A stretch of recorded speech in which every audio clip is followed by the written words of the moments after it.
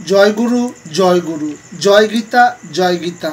সমস্ত সনাতনী ভক্তদের, সনাতনী বন্ধুদের, কৃষ্ণ ভক্ত প্রেমময় আমার শাখাদের এই বিদ্যুৎ সন্ন্যাসী বাউলের শতকোটি প্রণাম। জ্ঞানযোগ, কর্মযোগ, ভক্তিযোগ। মানুষের জীবনে যখন পরম জ্ঞান চলে আসবে তখন কিন্তু মানুষের কর্মটাও সঠিক হয়ে যায়, আর কর্ম সঠিক হয়ে গেলে তখন ভক্তিটাও নিজে নিজেই চলে আসে। তাহলে আমরা সব কিছুকেই কর্ম মনে করি, কিন্তু না, কাজ আর কর্ম দুটো রকম, দুই জিনিস। কাজ একরকম, কর্ম একরকম। সারা জীবন যা করে এলাম শেষের দিনে যখন হিসেব হবে সেটা কর্ম, আর আমি এখন যেটা বর্তমানে করছি সেটা কাজ, সেটা কর্ম নয়। কাজ আর কর্ম দুই ভাগ। সারা জীবনের কাজের হিসাবে জড়িত হবে কর্ম।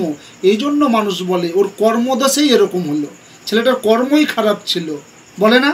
আবার কেউ বলে যে ছেলেটার গোড়া থেকে কর্মটাই ভালো, এই জন্য তিনি জীবনে সফল হলেন। তাহলে কাজ যেটা করছেন আর করে চলে এসেছেন সেটা কর্ম। কাজ আর কর্ম এক জিনিস নয়।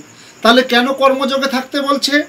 নিজের কর্তব্য পালন করতে বলছে এবং তার ফল ত্যাগ করে দিতে বলছে। তাহলে আমি কিছুর ফল আশা করে কর্ম করছি, তার মধ্যে আমার স্বার্থ লুকিয়ে আছে। শ্রীমদ্ ভাগবত গীতাই বলছে কর্ম করে যাও, ফলের আশা করো না। আর কর্ম করলে তার ফল নিশ্চিত। যেমন কর্ম তেমন ফল। তাই মানুষের যেমন কর্ম হবে তার ফল কিন্তু এই পৃথিবীতে বাধা, কেউ তাকে রুখতে পারবে না। কে বলছেন? ভগবান শ্রীকৃষ্ণ বলছেন যেমন কর্ম তেমন ফল। আর ভগবান কার পক্ষে আর কার বিপক্ষে? ভগবান হচ্ছে অধর্ম এবং অধর্মীর বিরুদ্ধে, ধর্মের পক্ষে। ভগবানের ধর্মকে যদি রক্ষা করতে গিয়ে তার নিজস্ব কোনো কিছু করতে হয়, কোনো প্রলয় ঘটাতে হয়, তবুও করবে, এটাই বিধির বিধান। কারণ ধর্ম সারা জীবন জয় হয়ে এসছে। ভগবান এই জন্য ধর্মের পক্ষে, আর এই জন্য কর্ম করতে হবে। কর্ম ঠিক হলেই ধর্ম চলে আসবে।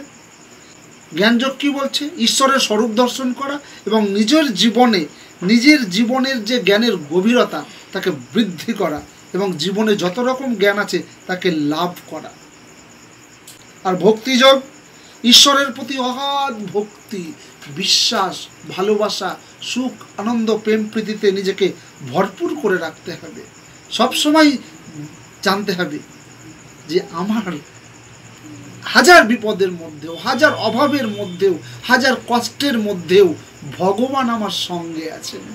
এই ভরসায় বিশ্বাস রাখতে হবে, তবেই ভক্তি আসবে। আর সৎ পথে করতে হবে। চোরাচালানকারী বাড়ি করলে, অবৈধ পথে গেলে কিন্তু ভগবান অধর্মের কথা শোনে না। বড় বড় অসুর জপ তপের দ্বারা অমরত্ব লাভ করেছিলেন, কিন্তু সেই অসুররা কিন্তু বেঁচে নেই। কারণ সবাইকে সুদর্শন চক্র দিয়ে তাদের শিরচ্ছেদ করা হয়েছিল, মুন্ডু কেটে দেওয়া হয়েছিল।